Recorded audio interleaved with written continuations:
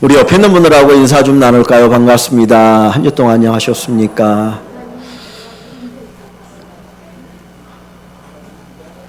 네, 지난주에 어린이날이 있었고 어버이날이 있었는데 어떻게 좋은 시간 보내셨습니까?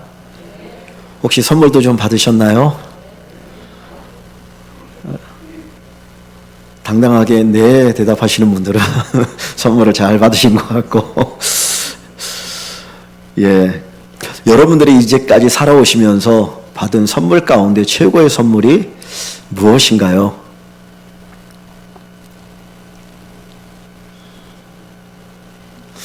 우리 자녀들은 제가 받은 최고의 선물은 부모님입니다.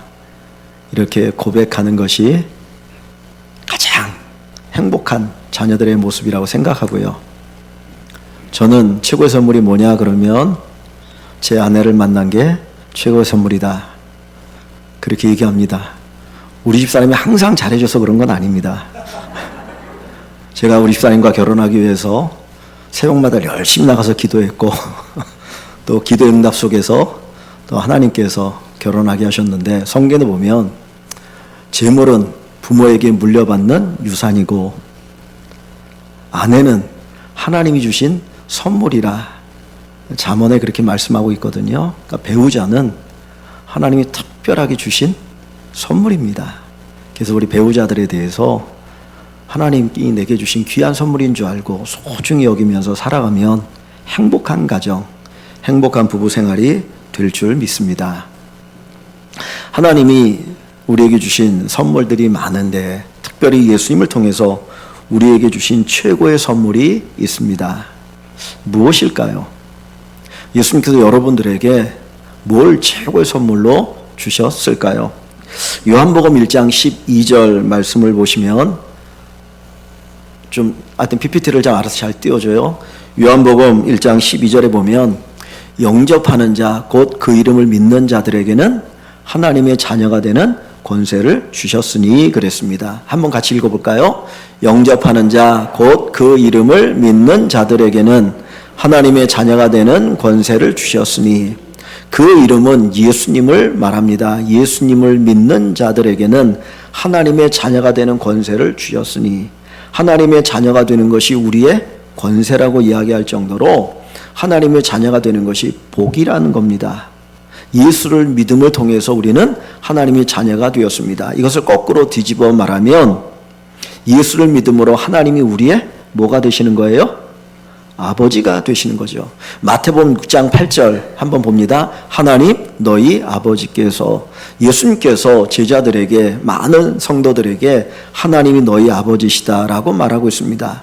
로마서 1장 7절은 사도 바울이 로마 교회 성도들에게 하나님 우리 아버지와라고 이야기합니다. 그러니까 하나님이 우리의 뭐가 되셔요? 아버지가 되셔요. 하나님이 우리의 아버지가 되셔요. 구약에서는 하나님을 아버지라고 부르지 않았습니다. 감히 하나님을 아버지라 부르지 못하고 하나님을 두려운 분, 경외해야 될 분, 어떤 그런 존재로만 생각했습니다. 그런데 예수님께서 이 땅에 오셔서 우리에게 하나님을 아버지로 주셨어요. 이제 하나님은 너희에게 두려운 분만이 아니야. 하나님은 너희의 아버지셔. 그 아버지로서 하나님을 모시고 살아가라고 우리에게 하나님을 아버지로 주신 것입니다. 그래서 우리 믿음의 사람들에게 최고의 복은 하나님이 우리의 아버지가 되시는 거예요. 그러면 다 된 거 아닐까요?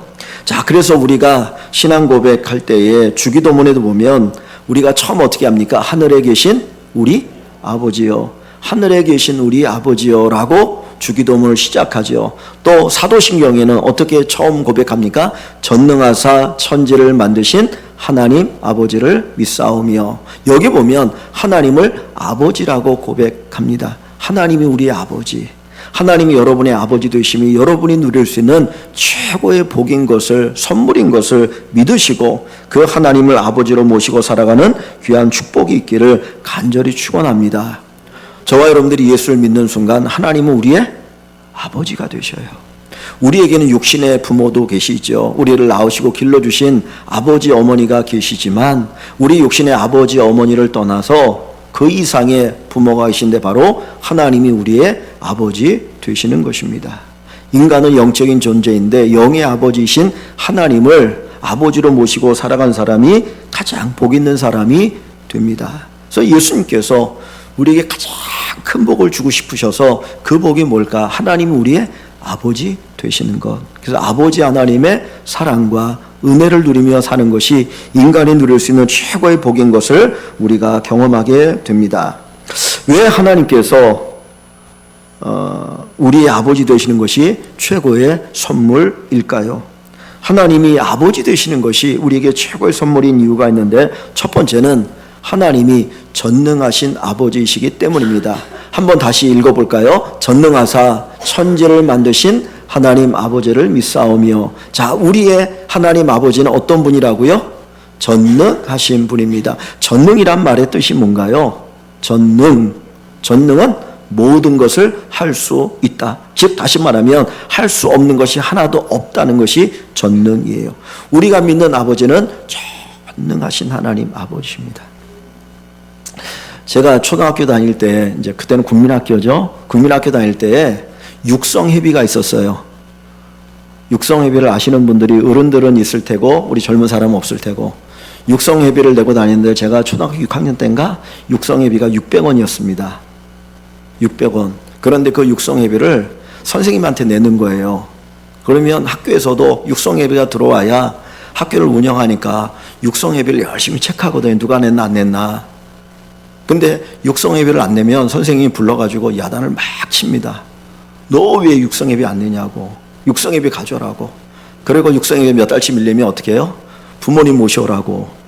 그럼 육성회비를 못 내는 친구들이 부모님이 집에 계실까요? 안 계실까요? 집에 안 계시죠. 왜? 돈 벌려고 나가야 되니까. 근데 육성회비를 못 낼 때 무슨 생각이 드냐. 우리 아버지가 조금 더 부자였으면 얼마나 좋을까.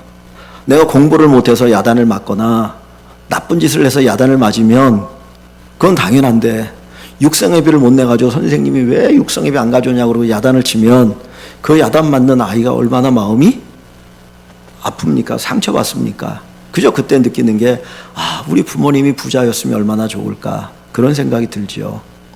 우리 하나님은 전능하신 하나님이셔요. 조금도 부족함이 없는, 우리의 마음을 아프게 상처받게 하시지 않으시는 전능하신 하나님이십니다. 그래서 그 하나님께서 전능하신 능력을 가지고 창세기 1장 1절에 보니까 태초에 하나님이 천지를 창조하시니라. 처음 시간에 하나님께서 아무것도 없는 이 세상을 창조하셨는데 며칠 만에 창조하셨어요? 6일 만에 창조하셨어요. 그리고 무엇으로? 말씀으로. 하나님 안에 있는 그 뜻, 그 말씀으로 6일 만에 온 세상을 창조하셨습니다. 저희 교회가 이 교회를 지을 때 6개월, 7개월, 2년이 걸렸거든요. 아무리 빨리 열심히 능력 있는 그는 기술자가 집을 지어도 6개월, 7개월 걸려요. 그런데 하나님께서는 말 한마디로, 말씀 한마디로 6일 동안 이 세상을 창조하셨어요. 사실 하루만 해도, 한순간에도 창조하실 수 있으시는 전능하신 하나님이십니다. 바로 그 전능하신 하나님이 우리의 뭐가 되셔요? 아버지가 되셔요. 바울 사도는 고린도 교회 성도들에게 이렇게 이야기합니다. 하나님이 아무리 능력이 없어도 사람이 최고의 능력을 가진 것보다 더 뛰어나시다. 사람이 아무리 능력이 많아도 하나님이 약함만 못하다. 우리 아버지 하나님은 전능하신 하나님이에요. 모든 것을 하실 수 있는 하나님이셔요. 그래서 우리가 그 하나님을 믿고 의지하며 살아갈 수가 있는 겁니다. 힘이 없는 분이라면 우리가 믿을 수 없잖아요. 힘이 없는 분이라면 우리가 의지할 수 없잖아요. 그런데 하나님은 전능하시기 때문에 누구든지 그 하나님을 의지하고 하나님을 믿고 살아갈 수가 있어요. 그래서 오늘 우리의 아버지 되신 하나님은 어떤 분이라고요? 전능하신 하나님, 전능하신 아버지. 이 전능하신 하나님이 우리의 아버지 되심을 인하여 기뻐하고 감사하는 우리 성도 되기를 소원합니다. 두 번째로 우리 아버지 되신 하나님은 사랑이신 아버지이십니다. 자, 요한복음 3장 16절 한번 같이 읽어봅니다. 하나님이 세상을 이처럼 사랑하사 독생자를 주셨으니 이는 그를 믿는 자마다 멸망치 않고 영생을 얻게 하려 하심이라. 우리가 어렸을 때부터 암송하는 말씀이잖아요. 하나님이 세상을 이처럼 사랑하사. 하나님이 세상을 어떻게 하셨다고요? 사랑하셨어요. 저 세상에는 누가 들어갑니까? 저와 여러분들이 들어가잖아요. 그러면 한번 우리 이름을 저기다 넣어서 한번 불러볼까요? 하나님이 저미리를 이처럼 사랑하사. 한번 다시 해봅니다. 시작. 하나님이 저미리를 이처럼 사랑하사. 여러분의 이름을 한번 넣어보세요. 하나님이 누구를 사랑하셔요? 여러분 한 분 한 분을 사랑하셔요. 하나님은 사랑이셔요. 얼마나 사랑하셨던지 하나밖에 없는 독생자 외아들 예수 그리스도를 십자가에 못 박아 죽게 하시기까지 여러분을 사랑하셨어요. 그래서 요한일서 4장 16절에는 하나님을 뭐라고 말합니까? 하나님은 사랑이시라. 그냥 사랑 덩어리예요. 하나님께는 조금의 미움도 없어요. 하나님 조금도 미워하지 않으셔요. 하나님은 그냥 다 사랑하셔요. 바로 그 사랑이신 하나님이 우리의 아버지가 되십니다. 그래서 우리가 하나님이 나를 사랑하셔, 하나님 나를 사랑하셔, 이 사랑에 대한 감격을 가지고 우리가 하나님 아버지 되심을 기뻐할 수 있기를 소망합니다. 그 찬송가 304장은 하나님의 사랑을 노래하는 가사가 있는데 거기 보면 이런 가사로 시작합니다. 그 크신 하나님의 사랑 말로 다 형용할 수 없네. 하나님의 사랑은 우리가 말로 다 표현할 수 없다는 거예요. 우리의 말로 다 표현할 수 없습니다. 우리 부모님의 사랑이 얼마나 크고 큽니까? 그죠? 지금도 제가 60이고 저희 어머님이 84세신데 가서 이렇게 보면 정말 자식이라고 애틋하게 사랑을 느껴요. 부모님의 사랑 애틋하지 않습니까? 그런데 하나님의 사랑은 한이 없다는 거예요. 한계가 없다는 거예요. 끝이 없다는 거예요. 그 어마어마한 사랑을 가지고 오늘 자녀 되어진 저와 여러분을 사랑하여 주십니다. 그래서 찬송가 그 304장 가사 뒷부분에 가보면 이렇게 표현합니다. 하늘을 두루마리 삼고 바다를 먹물 삼아도 다 기록할 수 없도다. 하늘이 얼마나 넓습니까? 여러분, 우리가 비행기를 타고 만약에 지구 한 바퀴를 돌면 몇 시간이 걸릴까요? 비행기가 하늘을 나르기 위해서는 700km 이상으로 달려야 한다고 하거든요. 근데 이 비행기로 지구 한 바퀴를 돌려면 24시간 이상이 걸릴 거예요. 얼마나 넓은지 모릅니까? 우주를 생각하면 훨씬 넓죠. 바다가 얼마나 물이 많습니까? 지구의 3분의 2가 뭘로 덮여있다고 그래요? 물로 덮여있다고 그러잖아요. 바다이잖아요. 그 바닷물을 가지고 하늘에다가 하나님의 사랑을 하나하나 기록해도 다 기록할 수 없을 정도로 하나님의 사랑 어마어마합니다. 그 사랑으로 누구를 사랑하셔요? 저와 여러분을 사랑하셔요. 바로 그렇게 사랑하신 하나님이, 전능하신 하나님이 오늘 우리의 뭐가 되셔요? 아버지가 되셔요. 아버지가 되셔요.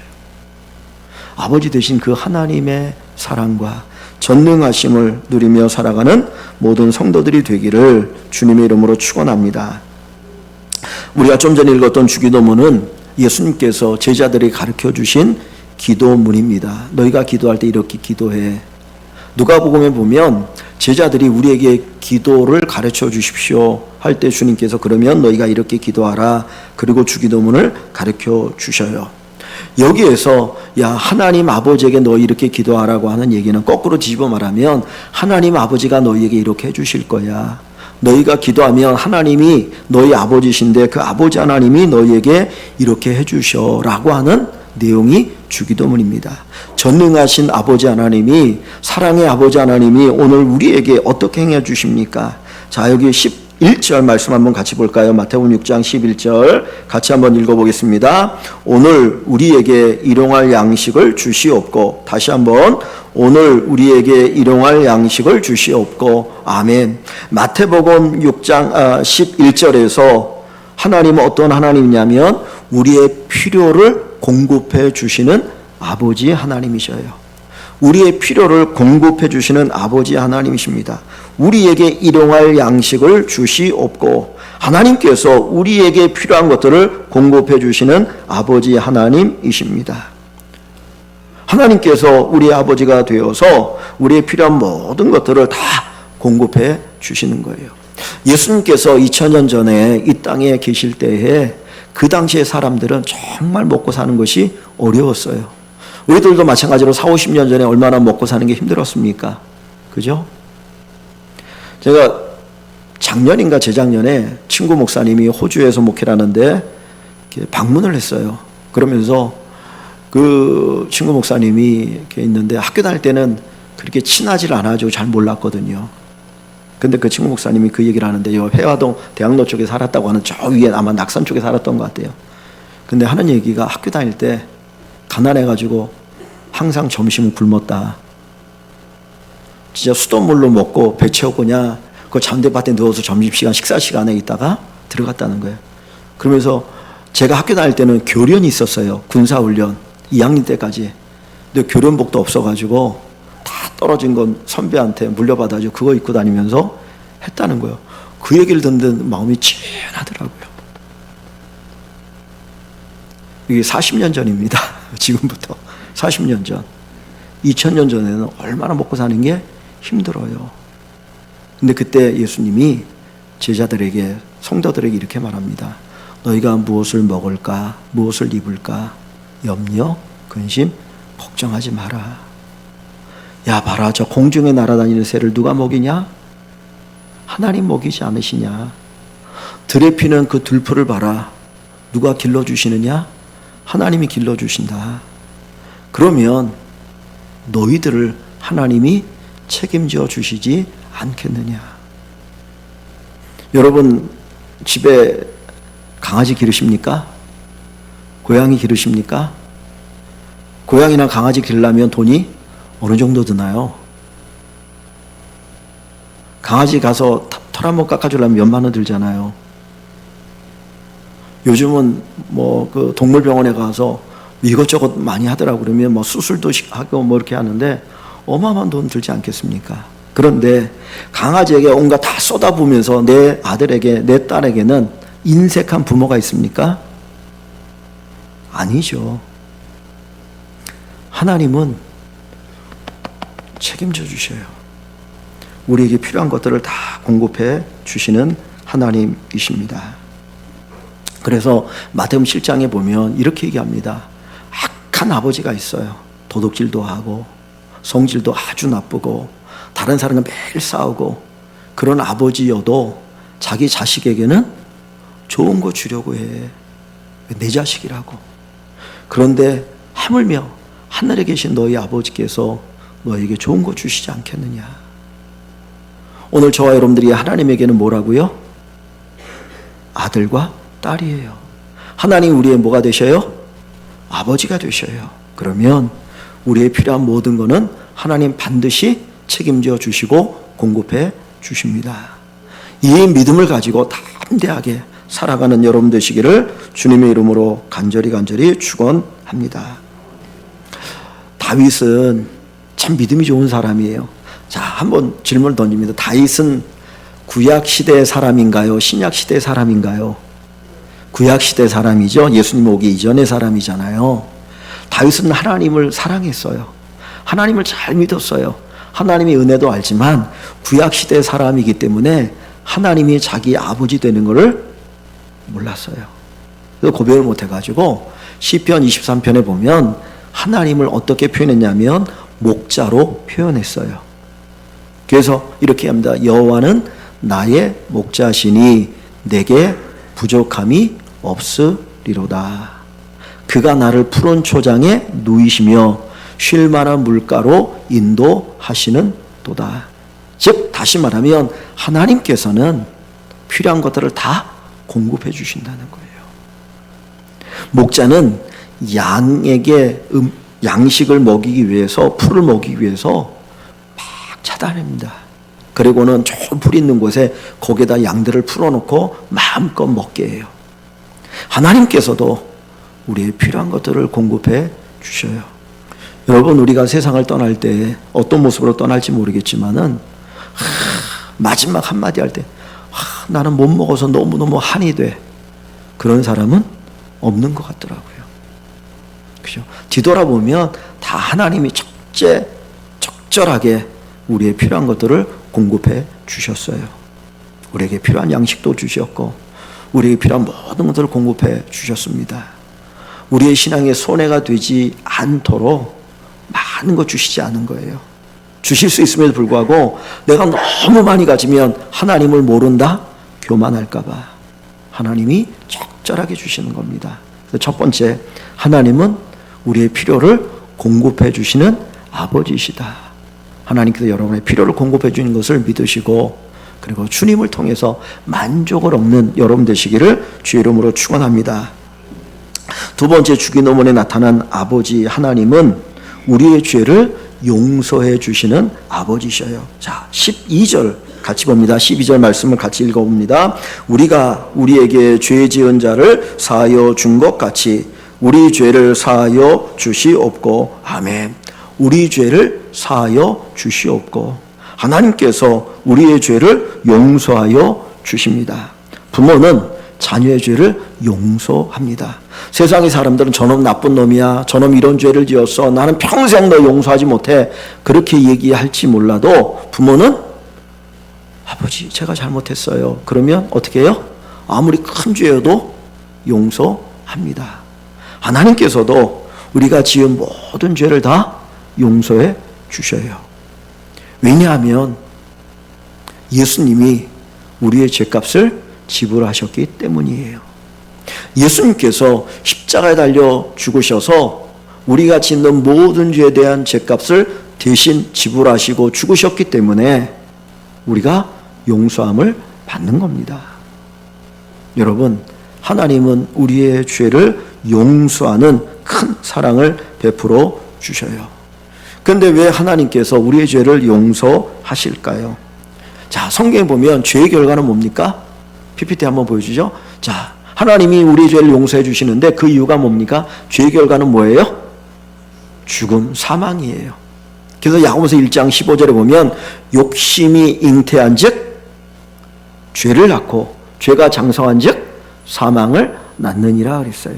욕심이 죄를 만들고 죄가 우리에게 뭘 가져옵니까? 사망을 가져와요. 죽음을 가져와요. 근데 죽음으로 끝나는 게 아니에요. 죽음 뒤에는 뭐가 있어요? 지옥의 형벌이 있어요. 근데 여러분, 하나님이 우리 아버지이신데 우리를 지옥에 가게 내버려 둡니까? 아니면 지옥에 가지 않도록 하십니까? 지옥에 가지 않도록 하시잖아요. 그러기 위해서는 우리의 죄를 어떻게 해야 돼요? 용서해 주셔야 돼요. 죄의 문제를 해결해 주십니다. 그래서 우리가 죄를 지은 것을 고백하면 하나님은 언제든지 우리의 죄를 용서해 주셔요. 여러분, 회개할 줄 아는 사람이 건강한 사람입니다. 회개할 줄 아는 사람이 진짜 성숙한 믿음의 사람이 될 수 있어요. 저도 죄를 짓고 여러분들도 죄를 짓고 다 죄 짓고 살아요. 그런데 회개하지 않으면 죄를 죄로 생각하지 않고 살아가는 거예요. 죄를 지으면서도 그게 죄인지도 모르고 살아가거든요. 갈수록 더 많은 죄를 지을 수 있어요. 그런데 회개하는 사람은 내가 한 그 행동이 죄인 줄 아니까 하나님 앞에 고백하고 하나님은 그 죄를 용서해 주시고 아버지 하나님이 용서해 주시니까 우리가 어떻게 돼요? 더 거룩해지고 더 성숙한 삶을 살게 되는 겁니다. 그래서 아버지 하나님께서 우리의 죄를 용서해 주신다. 우리의 죄를 용서하시는 분이 바로 우리의 아버지 하나님이시다.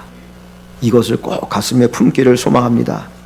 세 번째로 주기도문에서 우리에게 가르쳐 주시는 아버지 하나님은 우리를 보호하시는 하나님이셔요. 자, 13절을 같이 앞부분을 읽습니다. 13절 같이 읽어봅니다. 우리를 시험에 들게 하지 마시옵고 다만 악에서 구하시옵소서. 아멘. 자, 하나님께서 우리를 어떻게 시험에 들게 하지 않고 악에서 구하신다는 거예요. 즉 다시 말하면 우리를 보호해 주십니다. 우리의 하나님 아버지는 우리를 보호하시는 하나님 아버지셔요. 여러분, 가끔 지진이 나거나 어떤 큰 건물이 붕괴되었을 때 뉴스에 나오면 거기서 이렇게 막 사람들을 수색하다가 가끔 발견하는 게 있어요. 어떤 거냐면 어머니가 아이를 가슴에 품고 있다가 죽은 그런 모습이에요. 그런데 가슴에 품 있는 아이는 어때요? 살아있어요. 그 죽는 그 순간에도 내 자식을 지키겠다고 하는 그 어머니의 사랑이 거기 이렇게 묻어나는 거 볼 수 있어요. 하나님은 우리를 그렇게 사랑하셔서 우리를 보호해 주셔요. 시험으로부터 악으로부터 우리를 보호하시는 하나님의 사랑이 있음을 우리가 기억하기를 소망합니다. 독수리가 새들 가운데 왕 아닙니까? 독수리가 욕망이기 때문에 독수리는 새끼를 강하게 기른다고 그래요. 그래서 낭떠러지에서 새끼들 이렇게 떨어뜨린답니다. 그럼 떨어지면서 어떻게 해요? 죽지 않으려면 막 날아야 되잖아요. 그러면서 이제 날개에 힘이 붙고 새들의 왕이 되어지는데 어떤 새끼는 툭 떨어뜨렸는데 힘이 없어가지고 날지 못하고 툭 떨어지는 거예요. 그럼 어떻게 됩니까? 어떻게 해야 되나요? 그래 너는 힘이 없으니까 죽어라. 그래야 되나요? 그때 어미가 쏜살 가지고 확 날라가지고 새끼를 탁 낚아채는 거예요. 다시 훈련시키고 그러면서 강하게 합니다. 여러분 하나님이 때로 우리를 훈련시키셔요. 왜? 건강한 믿음의 자녀가 되게 하기 위해서. 그렇지만 하나님은 우리가 힘이 없어서 떨어질 때 우리를 어떻게 하셔요? 안아주셔요. 그래서 독수리가 날개로 새끼를 품은 것처럼 하나님 우리를 품으신다라고 신명기는 가르쳐 줍니다. 여러분 하나님은 우리를 보호하시는 하나님이셔요. 이스라엘 백성들이 광야 40년 우리와 똑같은 인생을 살아갈 때에 그 메마른 땅에서 낮에는 구름 기둥과 밤에는 불 기둥으로 그들을 인도하시잖아요. 뒤에는 애굽의 군대가 쫓아오고 앞에는 홍해가 있을 때에 하나님이 바다에 길을 내셔서 이스라엘 백성들을 지나가게 하셔요. 하나님이 그들을 보호하신 것이고 하나님 우리를 보호해 주십니다. 시편 23편 4절에 다윗은 하나님의 보호하심을 이렇게 고백합니다. 사망의 음침한 골짜기를 다닐지라도 해를 두려워하지 않을 것은 주의 지팡이와 막대기가 나를 안위하시나이다.